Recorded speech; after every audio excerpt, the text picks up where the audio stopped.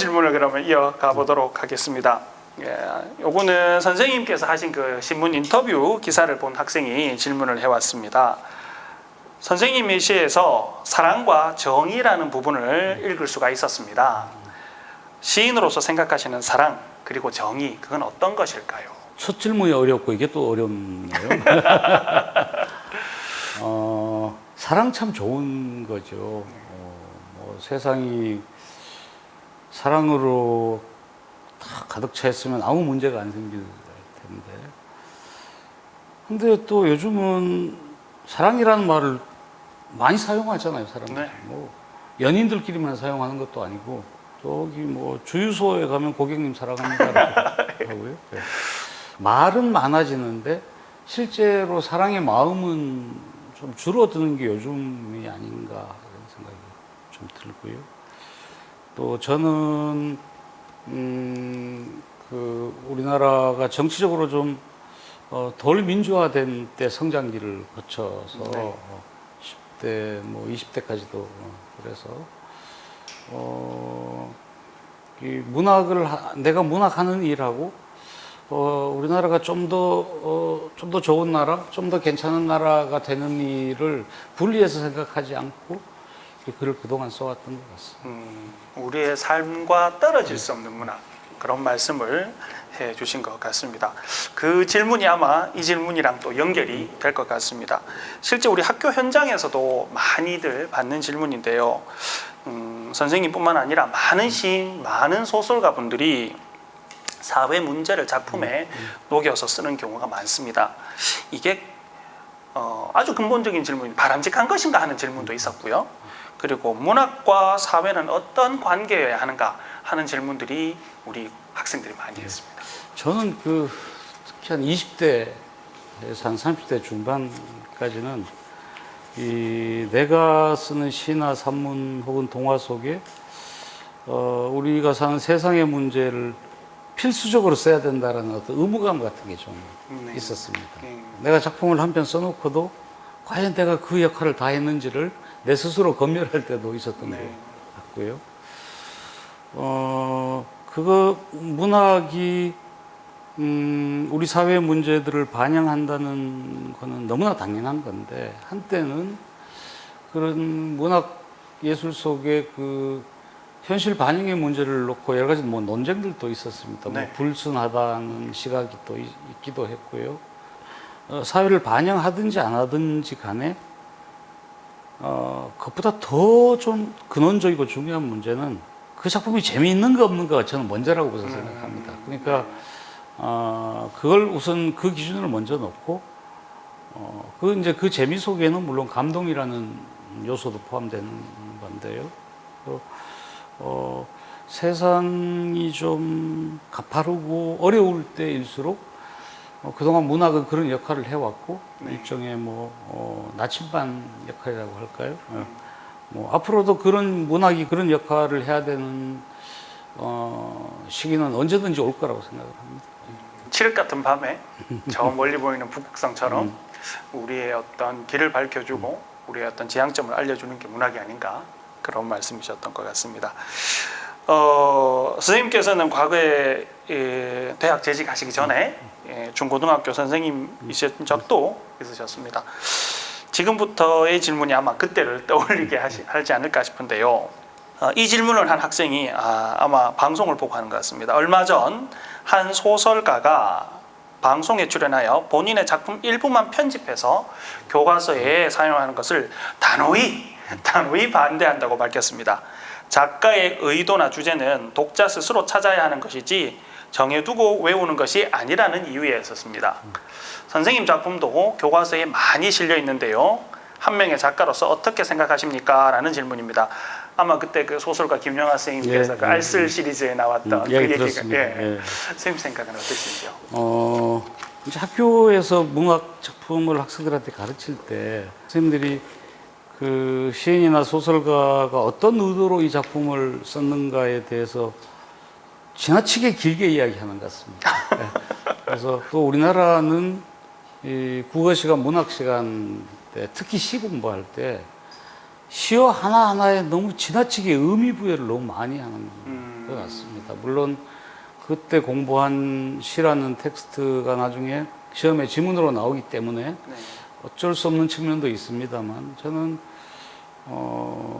문학 작품은 독자가 완성해 주는 거라고 생각합니다. 그러니까 작가의 의도와 상관없이 네. 독자가 그 작품을 어떻게 읽었는가에 따라서 완성도가 결정되는 거라고 생각을 하기 때문에 혹시 뭐 선생님도 국어 선생님이시지만 국어 선생님이 야 이게 정답이다라고 이야기하더라도 아닌데요 저는 이렇게 생각하는데요 라는 친구들이 많았으면 좋겠습니다.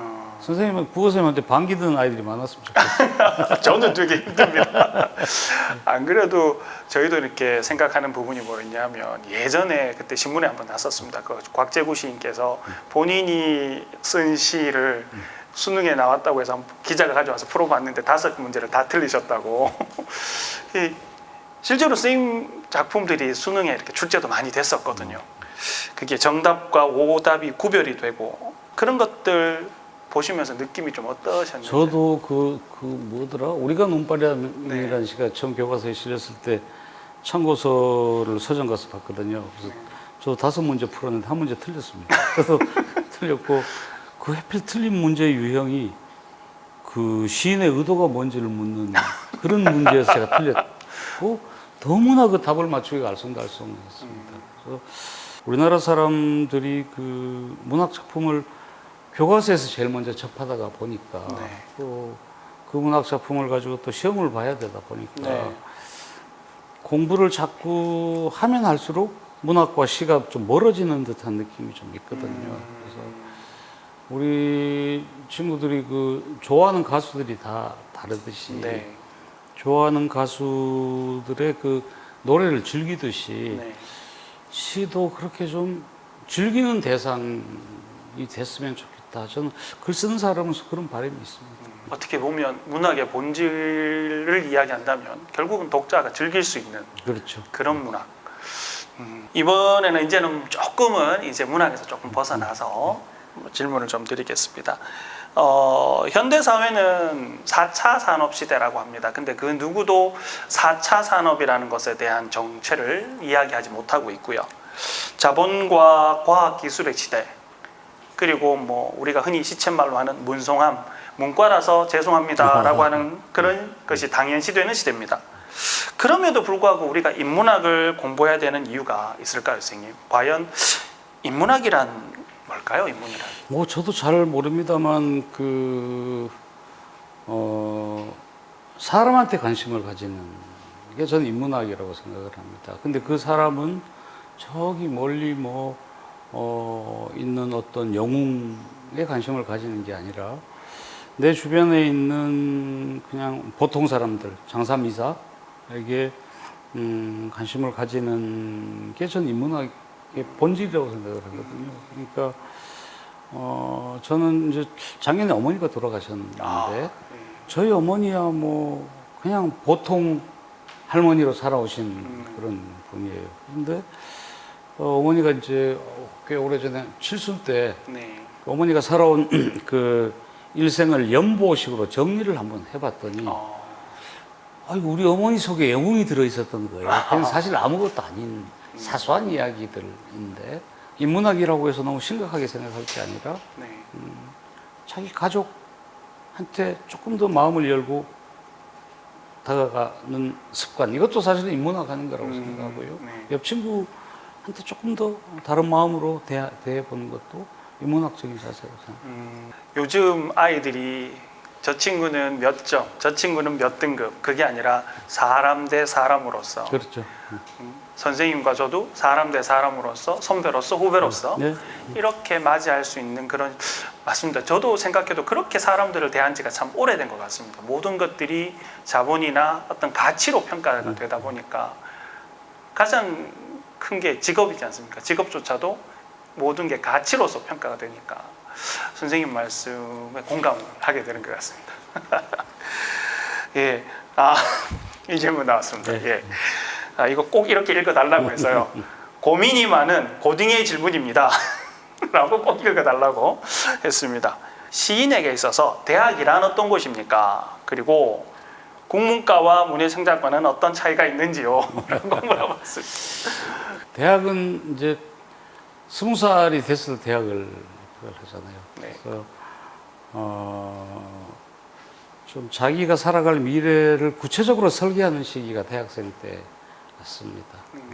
옛날 제가 대학 다닐 때보다 요즘 학생들은 공부를 너무 많이 열심히 하는 게 저는 좀 가련해 보이기도 하는데, 뭐 고등학교를 다닐 때까지는 입시에 치여 사느라고 낭만의 낭자도 꺼내지 못하고 자유의 자자도 꺼내지 못하고 사는데, 네. 그걸 좀 누려야 될 시기가 대학 시기인 것 같고요. 저는 지금 뭐 문예창작과에서 일을 하고 있습니다만, 문예창작과에서는 그 국문과에서 공부하는 뭐 어학이랄지 네. 아니면 고전문학 계열은 공부하지 않습니다. 또 한국문학 작품 중에도 한 80년대 이전 작품은 거의 공부하지 않습니다. 그러니까 거의 뭐 최신 히트곡 정도를 네. 주 텍스트로 네. 공부를 하는 데가 문예창작과고요. 그러니까 폭으로 치면 국문과가 훨씬 넓게 네. 여러 가지 공부하는 것이죠. 이 질문은 어떻게 대답하실지 제가 참 궁금한데요. 선생님, 대학은 꼭 가야만 하나요? 안 가도 됩니다. 아니, 안 가고 자기 네. 인생을 설계할 수 있다면, 네. 또 안 가고 자기 실력을 자기 속에 저장할 수 있다면, 네. 저는 안 가는 것도 방법이라고 생각합니다. 근데 이제 대학이라는 이 교육 체계는 네. 자기 자신만 만나는 곳이 아니잖아요. 네, 친구도 만나고 다른 선생님들도 만나고 이런 관계를 좀 더 넓힐 수 있는 곳이어서 그걸 또 염두에 둔다면 가야겠죠. 대학을 가야겠지만 그 질문한 친구한테 이런 말 하고 싶습니다. 자신 있으면 안 가도 좋다. 아, 자신 있으면 안 가도 좋다. 네. 네. 저는 자신이 없었습니다. 대부분 자신이 없죠. 예. 저도 대학 가서 폭이 좀 넓어졌다. 그러니까 실력이 늘었다기보다 폭이, 그러니까 제가 뭐 애들이 쉽게 하는 말로 스타크래프트를 할 때, 게임을 할 때 먼저 척후를 원해서 까만 맵이 좀 하얗게 변하면서 모든 걸 볼 수 있는 그런 식의 어떤 사회가 되지 않았나 싶은데요. 선생님, 요거는 질문지에 없는 질문인데 제가 말씀을 하나만 좀. 선생님께서 보시기에 이제 초중학교도 계셨고 대학교도 계시고 우리 교육이 나아가야 할 바를 조금은 진단해 주신다면. 이렇게 어려운 질문. 어른이 돼서 이제 직장을 다니고 이렇게 노동을 하잖아요. 네. 근데 사람이 노동만 하고 살 수는 없어서 네. 휴식이나 놀이가 꼭 필요하잖아요. 네. 그런 것처럼 교육의 문제를 너무 입시나 공부 쪽으로만 생각하지 말고 잘 노는 방법을 좀 어른들이 더 만들고 더 개발하고 더 가르쳐주는 교육은 없을까? 너무 막연한 이야기이긴 합니다만 네. 공부를 하는 만큼 잘 놀아야 되잖아요. 잘 노는 게 저는 지금까지 나이 먹으면 살다 보니까 공부 열심히 했던 것보다는 잘 놀 때 기억이 훨씬 더 많이 남아있거든요. 뭐 맞습니다. 친구들하고 뭐 기말고사인데 뭐 어디 독서실 가서 이거 기억 잘 안 나고 뭐 언제 고등학교 2학년 때 어디 가서 뭐 놀았다 뭐 이게 훨씬 머릿속에 많이 남아 있어서 네. 열심히 하고 지식과 정보를 많이 쌓게 만드는 교육도 중요하지만 잘 놀게 하는 교육도 중요하지 않을까 생각합니다. 우리 교육청에 계시는 그리고 교육부에 계시는 관계자분들 꼭 명심해 주십시오. 실제로 저도 아이들한테 그런 얘기를 말은 하거든요. 저도 이렇게 아이들한테 잘 노는 게 중요하다. 어떻게 보면 사람은 놀기 위해서 공부를 한다. 놀기 위해서 일을 하고. 근데 대한민국은 노는 것에 대해서 너무 터부시하는 게 아닌가. 그런 생각을 하고 있었는데 선생님께서 그 말씀을 해주시니까 제가 자신감을 좀 얻는 것 같습니다. 심지어 그 우리 학부모님들이 아이들이 책을 많이 읽기를 바라시잖아요. 네네. 뭐 저도 아이들 키울 때 그랬는데 네. 그러면 정말 그 자기 아이가 책을 많이 읽는 아이가 되기를 원한다면 책 읽는 시간을 다른 학원 가는 시간에 제일 앞에다 놔야 된다고 생각해요. 그러니까 책 열심히 읽어 하면서 영수학을 먼저 앞에 두잖아요. 그렇죠. 그러니까 그거보다 책 읽는 시간을 만들어주는 걸 제일 첫 번째로 삼아야만 그래야 책을 읽지.